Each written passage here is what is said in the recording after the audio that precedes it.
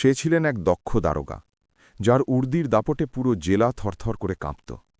প্রতিটি অপরাধী তার নাম শুনলে ভয়ে সিটিয়ে যেত, আর থানার প্রতিটি কোণায় তাঁর আদেশই ছিল শেষ কথা। কিন্তু তাঁরই স্বামীকে গ্রামের সবাই, পাড়ার লোকজন, এমনকি তার নিজের বন্ধুরাও অবহেলার চোখে দেখত। বেকার, অপদার্থ, ঘরে বসে থাকা এক অকর্মণ্য মানুষ হিসেবে। স্ত্রী প্রতিনিয়ত খোঁটা দিতেন, বন্ধুরা পেছনে হাসাহাসি করত, আর গ্রামের লোকেরা ফিসফিস করে বলাবলি করত যে তিনি শুধু দারোগার রোজগারে আর বাবার পেনশনে ভর করে বেঁচে আছেন। কিন্তু কেউ একবারও দেখেনি সেই চুপচাপ নীরব মানুষটির ভেতরে কি প্রচণ্ড আগুন জ্বলছিল। তিনি নিজের ভাগ্যকে একেবারে নতুন করে লিখছিলেন, ধীরে ধীরে, একা একা। আর তারপর এলো সেই অবিস্মরণীয় দিন, যেদিন পুরো থানার সামনে জেলার এসপি সাহেব নিজে সেই বেকার স্বামীকে বুকে জড়িয়ে ধরলেন। শুধু থানার চারপাশের পরিবেশই নয়, স্ত্রীর অহংকারের সুউচ্চ প্রাসাদও এক নিমেষে ধসে পড়ে গেল। অভিজিৎ ছোটবেলা থেকেই একটু অন্যরকম স্বভাবের ছিলেন। তার বাবা রমেশ শর্মা একজন সাধারণ সরকারি কর্মচারী ছিলেন, যিনি পুরো জীবনটা নিয়ম আর সীমার মধ্যে বেঁধে রেখে কাটিয়ে দিয়েছিলেন। মাসের নির্দিষ্ট বেতন, তারপর পেনশন, এই দুটোর ওপর ভর করেই সংসার চলত। ঘরে কোনো অভাব ছিল না সত্যি, কিন্তু কোনো বিলাসিতা বা আরামায়েশেরও কোনো জায়গা ছিল না। অভিজিৎ ছোটবেলায় বারবার দেখেছিলেন স্কুলের ফি জমা দিতে দেরি হলে কিভাবে বাবার মুখটা কালো হয়ে যেত। নতুন সাইকেলের জন্য তাঁকে 2 বছর অপেক্ষা করতে হয়েছিল। যেদিন বাবা তাঁকে বলেছিলেন, বাবু, প্রয়োজন আর শখের মধ্যে পার্থক্যটা বুঝে নাও, সেই কথাটা তার মনে গেঁথে গিয়েছিল চিরকালের মতো।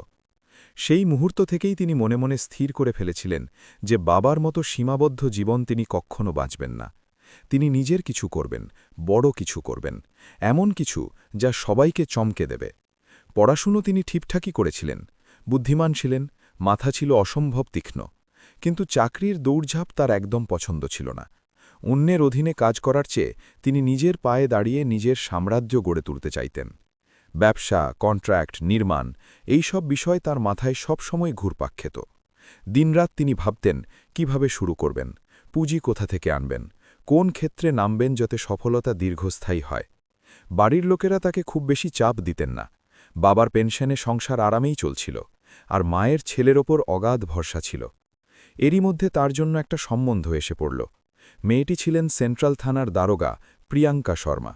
চটপটে, আত্মবিশ্বাসী, নিজের কাজে অসম্ভব কঠোর, সমাজে প্রচুর সম্মান, উর্দির দাপট আর মজবুত ব্যক্তিত্বের অধিকারী। অভিজিতের পরিবারও সম্মানিত ছিল, তাই সম্বন্ধটা খুব সহজেই পাকা হয়ে গেল।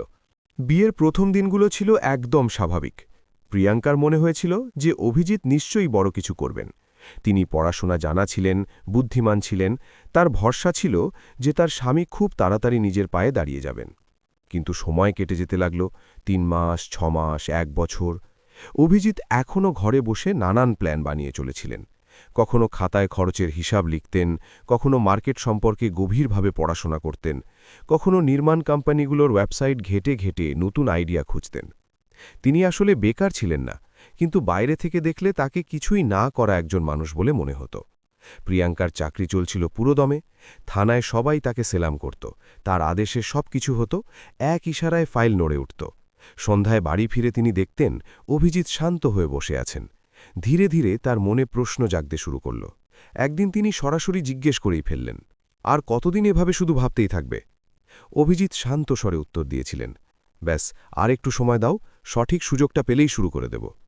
প্রিয়াঙ্কা গভীর শ্বাস নিয়েছিলেন, কিন্তু কিছু বলেননি। তবে সময়ের সাথে সাথে তার ধৈর্য একেবারে ভেঙে যেতে শুরু করেছিল। এক সন্ধ্যায় তার 2 বান্ধবী বাড়িতে এসেছিল। দুজনেই পুলিশ বিভাগে কাজ করতেন।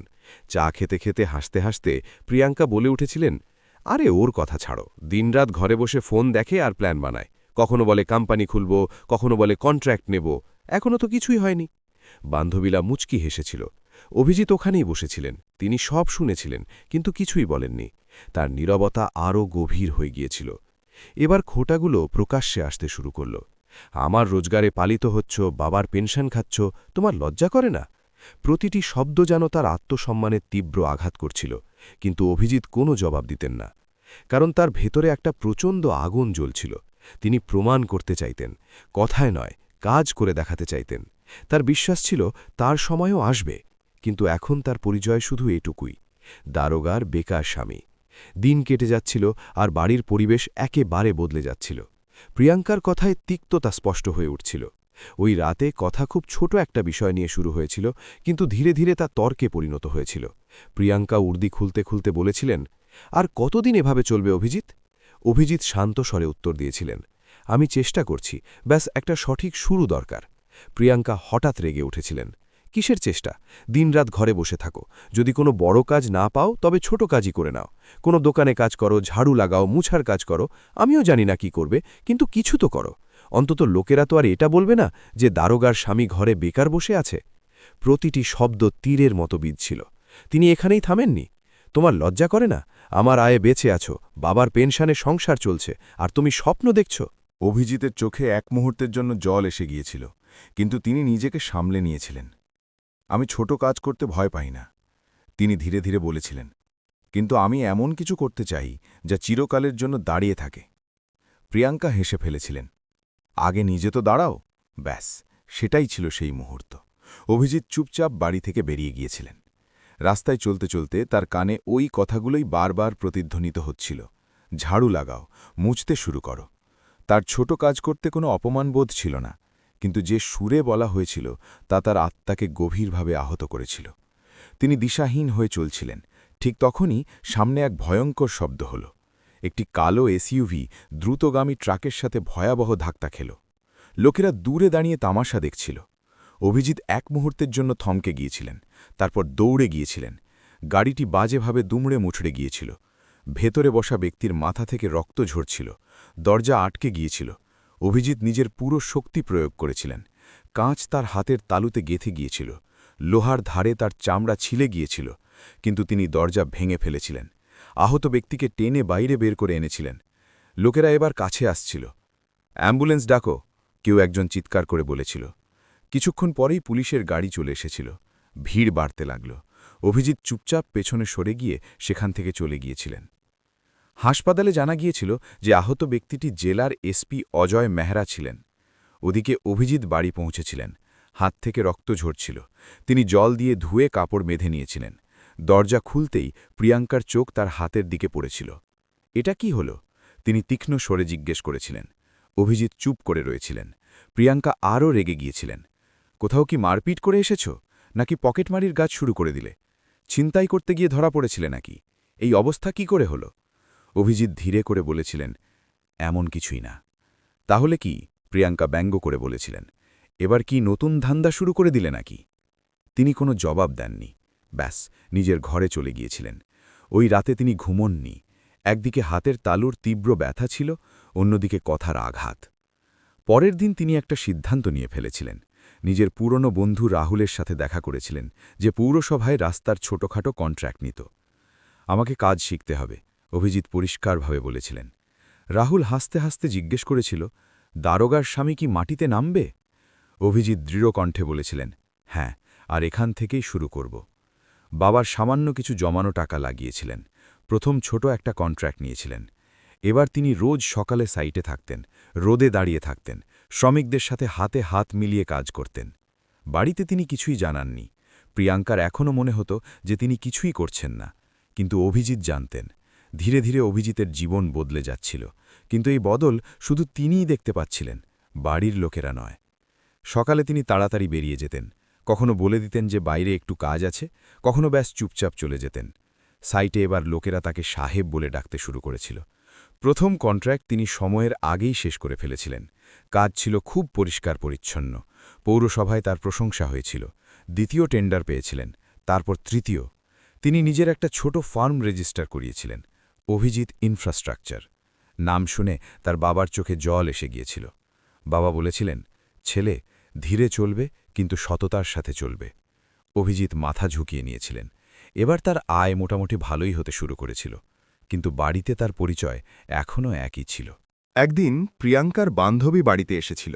হাসতে হাসতে বলেছিল, প্রিয়াঙ্কা, তোমার স্বামী কি এখনও বাড়িতেই থাকে নাকি?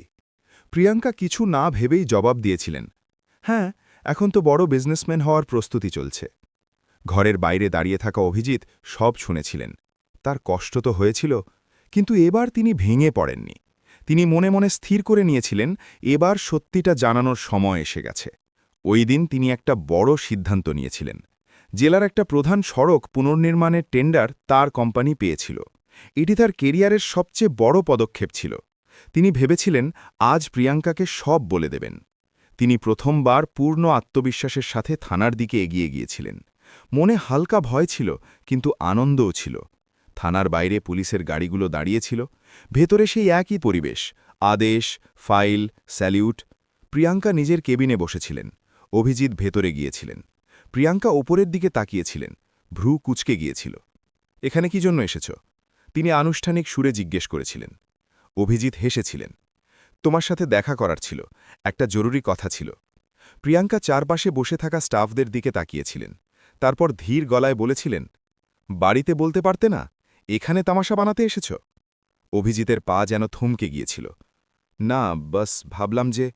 তিনি বাক্যটি সম্পূর্ণ করতেও পারেননি যে প্রিয়াঙ্কা আবার বলে উঠেছিলেন, দেখো অভিজিৎ, ডিউটির সময় আমার এসব পছন্দ নয়, আর দয়া করে এখানে এসে এটা দেখিও না যে তুমি খুব ব্যস্ত। আগে কিছু হয়ে দেখাও, তারপরে ভাবে এসো। ঘরে বসে থাকা দুই সিপাহী হালকা হেসে দিয়েছিল। অভিজিতের হাতে যে ফাইল ছিল তা ধীরে করে নিচে নেমে গিয়েছিল। তিনি চেয়েছিলেন এটা বলে দিতে যে আমি আর বেকার নই, আমি কোম্পানি শুরু করে দিয়েছি, আজ আমার সবচেয়ে বড় কন্ট্রাক্ট পাস হয়েছে। কিন্তু কথাগুলো গলাতেই আটকে গিয়েছিল। তিনি শুধু এটুকু বলতে পেরেছিলেন, ঠিক আছে, আমি যাচ্ছি। যেই তিনি ঘুরেছিলেন, বাইরে হট্টগোল শুরু হয়ে গিয়েছিল। সাইরেনের আওয়াজ, থানার সামনে একটা সরকারি গাড়ি এসে থেমেছিল। দরজা খুলেছিল। জেলার এসপি অজয় মেহরা নিজে নেমে এসেছিলেন। পুরো থানা একদম সতর্ক হয়ে গিয়েছিল। সালাম সাহেব, নমস্তে স্যার।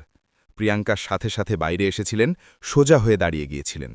অভিজিৎ সিঁড়ি দিয়ে নিচে নামছিলেন। তখনই এসপি সাহেবের নজর তার ওপর পড়েছিল। এক মুহূর্তের জন্য তিনি থমকে গিয়েছিলেন। তারপর তিনি ড্রাইভারকে বলেছিলেন, গাড়ি রাখো। অভিজিৎ ভেবেছিলেন, আমি কি কিছু ভুল করে ফেললাম? এসপি দ্রুত পায়ে তার দিকে এগিয়ে এসেছিলেন। পুরো থানা দেখছিল, প্রিয়াঙ্কাও। পরের মুহূর্তেই এসপি অভিজিতের সামনে এসে হাসতে হাসতে বলেছিলেন, আমি তোমাকেই খুঁজছিলাম। থানা একদম শান্ত হয়ে গিয়েছিল। অভিজিতের বুকের ধুকপুকানি বেড়ে গিয়েছিল। এসপি এগিয়ে গিয়ে তার হাত ধরেছিলেন এবং সবার চোখের সামনে তাকে জড়িয়ে ধরেছিলেন। পুরো থানা স্তব্ধ হয়ে গিয়েছিল। প্রিয়াঙ্কার চোখ ছানা বড়া হয়ে গিয়েছিল। এসপির আওয়াজ গমগম করে উঠেছিল, এই ছেলেটি আমার প্রাণ বাঁচিয়েছিল যেদিন আমার অ্যাক্সিডেন্ট হয়েছিল। যদি এ না থাকত, তবে হয়তো আজ আমি এখানে দাঁড়িয়ে থাকতাম না। নীরবতা। সিপাহীদের চোখে মুখে বিস্ময়। প্রিয়াঙ্কার হাত কাঁপতে শুরু করেছিল। এসপি এরপর বলেছিলেন, আমি তোমার এই ঋণ এই জীবনে শোধ করতে পারব না। তুমি আমার ভাইয়ের মতো। অভিজিতের চোখ নিচে ঝুঁকে গিয়েছিল। আর প্রথমবারের মতো পুরো থানা সেই মানুষটিকে দেখছিল যাকে এতদিন পর্যন্ত শুধুমাত্র দারোগার বেকার স্বামী বলে মনে করা হতো। থানার প্রাঙ্গণে যেন সময় থমকে গিয়েছিল। এসপি অজয় মেহরা এখনও অভিজিতের কাঁধে হাত রেখে দাঁড়িয়েছিলেন। তার গলার স্বরে কৃতজ্ঞতা স্পষ্ট ফুটে উঠছিল। আমি অনেকদিন ধরে তোমাকে খুঁজছিলাম, তিনি বলেছিলেন। ওই রাতে তুমি ভিড়ের মাঝে গায়েব হয়ে গিয়েছিলে। সিসিটিভিতে চেহারা পরিষ্কার ছিল না, কিন্তু আমি তোমার চোখ ভুলতে পারিনি। পুরো স্টাফ অবাক হয়ে দাঁড়িয়েছিল। প্রিয়াঙ্কা কয়েক পা পেছনে দাঁড়িয়েছিলেন। তিনি বিশ্বাসই করতে পারছিলেন না যে মানুষটি রোজ তার সামনে চুপচাপ দাঁড়িয়ে থাকে সেই এসপি সাহেবের জন্য এত গুরুত্বপূর্ণ হতে পারে। এসপি এরপর বলেছিলেন, তোমার হাত খুব বাজেভাবে কেটে গিয়েছিল, তবুও তুমি থামোনি। নিজের জীবনের ঝুঁকি নিয়ে তুমি দরজা ভেঙেছিলে। এমন মানুষ আজকাল খুব কমই দেখা যায়। এক সিপাহী ধীরে করে বলেছিল, স্যার, ইনিই তো ম্যাডামের। সে বাক্য পুরো করতে পারেনি। এসপি উৎসুক হয়ে জিজ্ঞেস করেছিলেন, কি? তখনই অভিজিৎ শান্তস্বরে বলেছিলেন, স্যার, থাক। কিন্তু এসপি হাসতে হাসতে বলেছিলেন, না, বলুন। প্রিয়াঙ্কার কণ্ঠস্বর ধীর ছিল, কিন্তু স্পষ্ট। ইনি আমার স্বামী, স্যার। এসপি এক মুহূর্তের জন্য চুপ হয়ে গিয়েছিলেন। তারপর তিনি অভিজিতের দিকে তাকিয়েছিলেন, তারপর প্রিয়াঙ্কার দিকে। ও, তো ইনি আপনার স্বামী। তার কথায় হালকা হাসি ছিল, কিন্তু তার অর্থ বলছিল, আপনি খুবই ভাগ্যবতী। ইন্সপেক্টর প্রিয়াঙ্কা, এমন সাহসী এবং নেক মানুষ সবাই পায় না। এই কথাগুলো প্রিয়াঙ্কার ভেতরে কোথাও গভীরভাবে গেঁথে গিয়েছিল।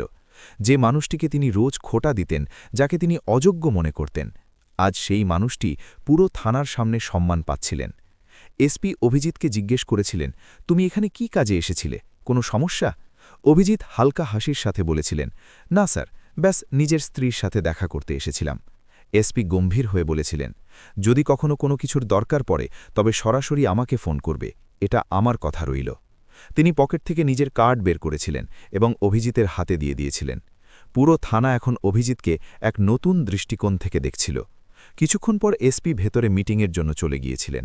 ভিড় ধীরে ধীরে ফাঁকা হতে লাগল। প্রিয়াঙ্কা ওখানেই দাঁড়িয়েছিলেন। অভিজিৎ তার দিকে না তাকিয়েই বাইরের দিকে যেতে শুরু করেছিলেন। অভিজিৎ! তার গলার স্বর কেঁপে গিয়েছিল। তিনি থেমেছিলেন, কিন্তু ঘুরেননি। তুমি আমাকে কখনো বলনি কেন? অভিজিৎ ধীরে করে বলেছিলেন। জানানোর দরকার মনে করিনি। তার কথাগুলো শান্ত ছিল, কিন্তু তার মধ্যে গভীরতা ছিল। প্রিয়াঙ্কার কাছে কোনো জবাব ছিল না। তিনি প্রথমবারের মতো নিজেকে খুব ছোট মনে করছিলেন। থানা এবার ফিসফাস শুরু হয়ে গিয়েছিল। ম্যাডামের স্বামী এসপি সাহেবের প্রাণ বাঁচিয়েছেন, এত বড় মনের মানুষ বেরোলেন, আমরা তো ভাবতাম। প্রতিটি ফিসফাস প্রিয়াঙ্কার মনে আঘাত করছিল। সন্ধ্যা নামতে শুরু করেছিল। অভিজিৎ বাড়ি ফিরে গিয়েছিলেন। প্রিয়াঙ্কা দেরিতে বাড়ি ফিরেছিলেন, উর্দি খুলেছিলেন। কিন্তু আজ তার নিজের কাঁধে এর ভার অনেক বেশি মনে হচ্ছিল। অভিজিৎ ড্রয়িং রুমে শান্ত হয়ে বসেছিলেন। দুজনের মধ্যে এক অদ্ভুত নীরবতা ছিল। প্রিয়াঙ্কা চাইছিলেন কিছু বলতে, ক্ষমা চাইতে, বা অন্তত জিজ্ঞেস করতে যে তিনি কেমন আছেন, কিন্তু কথাগুলো যেন গলাতেই আটকে গিয়েছিল। অভিজিৎ সাধারণ স্বরে জিজ্ঞেস করেছিলেন, খাওয়া হয়ে গেছে? ব্যাস, এটুকু। কোনো খোঁটা নেই, কোনো অভিযোগ নেই। এই নীরবতাই তাকে ভেতর থেকে ভেঙে দিচ্ছিল। ওই রাতে প্রিয়াঙ্কার ঘুম আসেনি। তার মনে পড়তে লাগল সেই সব কথা, সেই খোঁটা, সেই ব্যঙ্গ, আর অন্যদিকে এসপির কথা। আপনি খুব ভাগ্যবতী।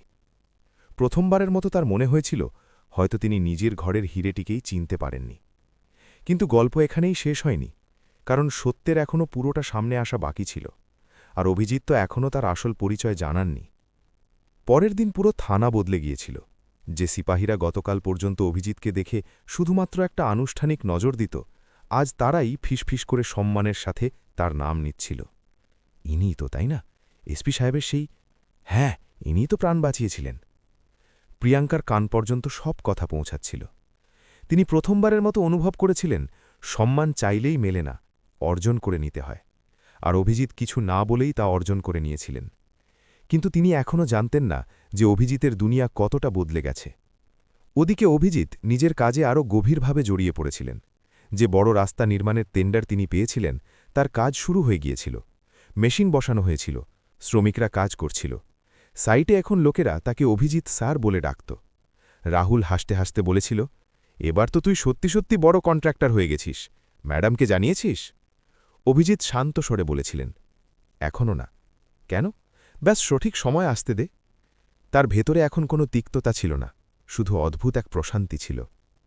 সন্ধ্যায় যখন প্রিয়াঙ্কা বাড়ি ফিরেছিলেন, তিনি অস্বাভাবিকভাবে চুপ ছিলেন। অভিজিৎ দেখেছিলেন তার চোখ ফোলা ছিল, হয়তো কেঁদেছিলেন। সব ঠিক আছে? তিনি সহজভাবেই জিজ্ঞেস করেছিলেন। প্রিয়াঙ্কা কিছু মুহূর্ত চুপ রয়েছিলেন, তারপর ধীর গলায় বলেছিলেন, আজ পুরো থানায় তোমার কথাই হচ্ছিল। অভিজিৎ হেসেছিলেন, ভালো কথা তো। তার এই সরলতা প্রিয়াঙ্কাকে আরও অস্থির করে তুলছিল। তুমি আমাকে কখনো বললেনি কেন? তিনি আবার জিজ্ঞেস করেছিলেন। অভিজিৎ তার চোখের দিকে তাকিয়ে বলেছিলেন, কোন কথাটা? এই যে তুমি এসপির প্রাণ বাঁচিয়েছিলে? সেটা তো কেবল একজন মানুষের কর্তব্য ছিল। প্রিয়াঙ্কার গলা ভারী হয়ে এসেছিল। তিনি কিছু বলতে চাইছিলেন, কিন্তু অহংকার তখনও পুরোপুরি ভাঙেনি। এরই মাঝে দরজায় কড়া নড়েছিল। বাইরে একটা সরকারি গাড়ি দাঁড়িয়েছিল। প্রিয়াঙ্কা চমকে উঠেছিলেন, দরজা খুলেছিলেন। এসপি অজয় মেহরা নিজে দাঁড়িয়েছিলেন। ভেতরে আসার আমন্ত্রণ মিলবে না? তিনি মুচকি হেসে বলেছিলেন। প্রিয়াঙ্কা হকচকিয়ে গিয়েছিলেন। স্যার, আপনি? এসপি ভেতরে এসেছিলেন। তার নজর সোজাসুজি অভিজিতের দিকে গিয়েছিল। আমি বলেছিলাম না, কখনো দরকার পড়লে ফোন করতে? আজ আমার তোমাকে দরকার ছিল। প্রিয়াঙ্কা অবাক হয়ে গিয়েছিলেন। স্যার? এসপি সোফায় বসতে বসতে বলেছিলেন, জেলার প্রধান সড়ক নির্মাণের কাজ যে কোম্পানি পেয়েছে, তাদের কাজ দেখে আমি খুব মুগ্ধ হয়েছি। সময়ের আগে এবং চমৎকার মানের সাথে কাজ করছে। ভাবলাম মালিকের সাথে দেখা করে নি। প্রিয়াঙ্কা স্বাভাবিকভাবেই জিজ্ঞেস করেছিলেন, স্যার, কোন কোম্পানি? এসপি মুচকি হেসে অভিজিতের দিকে তাকিয়েছিলেন। অভিজিৎ ইনফ্রাস্ট্রাকচার। ঘরে নীরবতা ছেয়ে গিয়েছিল। প্রিয়াঙ্কার চোখ ধীরে ধীরে অভিজিতের দিকে ঘুরেছিল। এটা... তার গলার স্বর কেঁপে গিয়েছিল। এসপি গর্বের সাথে বলেছিলেন, হ্যাঁ, তোমার স্বামীর কোম্পানি। পুরো জেলায় এদের নাম খুব দ্রুত ছড়িয়ে পড়ছে। সৎ এবং পরিশ্রমী কন্ট্রাক্টর পাওয়া খুব কঠিন হয়, কিন্তু ইনি তাদের মধ্যে একজন। প্রিয়াঙ্কার মনে হয়েছিল পায়ের তলার মাটি সরে গেছে। যে মানুষটিকে তিনি ঘরে বসে থাকা বেকার বলতেন, সে জেলার সবচেয়ে বড় রাস্তা বানাচ্ছে। এসপি এরপর বলেছিলেন, আমি চাই আগামী প্রজেক্টগুলোতেও তুমি সাথে থাকো। অভিজিৎ, তোমার মতো লোকেদেরই আমাদের দরকার। অভিজিৎ বিনম্রতার সাথে বলেছিলেন, ধন্যবাদ স্যার, আমি পুরো সততার সাথে কাজ করব। এসপি উঠেছিলেন। যেতে যেতে প্রিয়াঙ্কার দিকে তাকিয়ে বলেছিলেন, ইন্সপেক্টর প্রিয়াঙ্কা, আপনি সত্যি ভাগ্যবতী। উর্দির দাপট তো সবাই দেখাতে পারে, কিন্তু এমন চরিত্র আর ধৈর্য সবার মধ্যে থাকে না। দরজা বন্ধ হয়েছিল। ঘরে গভীর নীরবতা। প্রিয়াঙ্কা ধীরে ধীরে অভিজিতের সামনে এসে দাঁড়িয়েছিলেন। তার চোখ থেকে জল বইতে শুরু করেছিল। আমি তোমাকে কখনো বুঝতেই পারিনি। তার গলার স্বর ভেঙে আসছিল। আমি তোমার অপমান করেছি, তোমাকে ছোট ভেবেছি শুধু এই কারণে যে তুমি চুপ থাকতে। অভিজিৎ শান্ত ছিলেন। আমি তোমাকে ঝাড়ু লাগানোর কথা পর্যন্ত বলে দিয়েছিলাম। তিনি কেঁদে ফেলেছিলেন। আর তুমি চুপচাপ নিজের পৃথিবী গড়ে তুলেছ। প্রথমবারের মতো তার অহংকার পুরোপুরি ভেঙে পড়েছিল। তিনি ধীরে ধীরে অভিজিতের সামনে বসে পড়েছিলেন। আমার অনেক বড় পাপ হয়ে গেছে, আমাকে ক্ষমা করে দাও। অভিজিৎ তাকে তুলেছিলেন। ভুল তোমার ছিল না। তিনি ধীর স্বরে বলেছিলেন, আমার অবস্থাই এমন ছিল যে তুমি সেটাই দেখতে পেয়েছিলে যা সামনে ছিল। কিন্তু মনে রেখো, যে মানুষ চুপচাপ বসে থাকে সে সবসময় বেকার হয় না। কখনো কখনো সে তার জীবনের সবচেয়ে বড় লড়াই লড়তে থাকে। প্রিয়াঙ্কা ডুকরে কেঁদে উঠেছিলেন। তিনি বলেছিলেন, আজ থেকে আমার চোখে তুমি আমার চেয়ে অনেক ওপরে, অনেক ওপরে। কিন্তু অভিজিতের চোখে জেতার কোনো অহংকার ছিল না, শুধু এক স্থির প্রশান্তি ছিল। কারণ তার আসল জয় তো এখন শুরু হয়েছিল, সম্মানের জয়। ওই রাতে বাড়ির পরিবেশ একেবারেই আলাদা ছিল। না কোনো খোটা ছিল, না অহংকার, না উঁচু গলা। প্রিয়াঙ্কা চুপচাপ অভিজিতের পাশে বসেছিলেন। তার উর্দি আজ চেয়ারে ঝোলানো ছিল, কিন্তু প্রথমবারের মতো তার মনে হয়েছিল যে আসল সম্মান উর্দি থেকে নয়, মনুষ্যত্ব থেকে মেলে। আমি তোমাকে খুব ভুল বুঝেছি, তিনি ধীর গলায় বলেছিলেন। তুমি চুপ থাকতে, তাই আমার মনে হতো তুমি দুর্বল। কিন্তু আজ বুঝতে পারলাম, চুপ থাকা মানুষগুলোই আসলে সবচেয়ে বেশি মজবুত হয়। অভিজিৎ হালকা হেসেছিলেন। প্রতিটি মানুষের সময় আলাদা হয় প্রিয়াঙ্কা। আমি শুধু সঠিক সময়ের অপেক্ষা করছিলাম। যদি ওই সময়ে তোমার কথাগুলো কঠোর হয়ে থাকে, তবে হয়তো সেটাই আমার মনের আগুন হয়ে উঠেছিল। প্রিয়াঙ্কার চোখ আবার জলে ভরে এসেছিল। আমি আমার বন্ধুদের, আমার স্টাফদের সবার সামনে বলবো যে আমার স্বামীর ওপর আমার গর্ব আছে। অভিজিৎ মাথা নাড়িয়েছিলেন। গর্ব তখন করো যখন আমি একজন ভালো মানুষ হয়ে থাকব। টাকা আর কাজ তো আসতেই থাকে, যেতেই থাকে। কয়েকদিনের মধ্যেই দুজনের সম্পর্কে পরিষ্কার বদল দেখা গিয়েছিল। প্রিয়াঙ্কা এখন বাড়িতে আর কোনো অফিসার নয়, বরং স্ত্রী হয়ে থাকতেন। আর অভিজিৎও কখনো পুরনো কথাগুলো তুলে আনতেন না। এক সন্ধ্যায় দুজনে নতুন তৈরি হওয়া রাস্তার ধারে দাঁড়িয়েছিলেন। মেশিনগুলো চলছিল, ধুলো উড়ছিল, কিন্তু অভিজিতের চোখে এক অদ্ভুত চমক ছিল। প্রিয়াঙ্কা তার হাত ধরে নিয়েছিলেন। এখন বুঝতে পেরেছি, তিনি বলেছিলেন, বড় কাজের জন্য শুধু স্বপ্ন নয়, সহ্য শক্তিও লাগে। অভিজিৎ আকাশের দিকে তাকিয়েছিলেন। আজ তিনি শুধুমাত্র দারোগার স্বামী ছিলেন না, তিনি তার নিজের স্বপ্নের মালিক ছিলেন। আর সবচেয়ে বড় কথা, এখন তার নিজের বাড়িতে সম্মানও ছিল। যদি এই গল্পটি আপনাদের হৃদয়কে ছুঁয়ে যায়, তবে কমেন্ট বক্সে নিজেদের মতামত অবশ্যই লিখবেন। সাথে এটাও জানাবেন যে আপনারা কোথা থেকে এই গল্পটি দেখছেন। যদি আপনারা আমাদের চ্যানেলে নতুন হয়ে থাকেন, তবে চ্যানেলটিকে লাইক এবং সাবস্ক্রাইব অবশ্যই করবেন, যাতে এমন সত্য ও আবেগময় গল্পগুলো আপনাদের কাছে প্রতিনিয়ত পৌঁছতে পারে।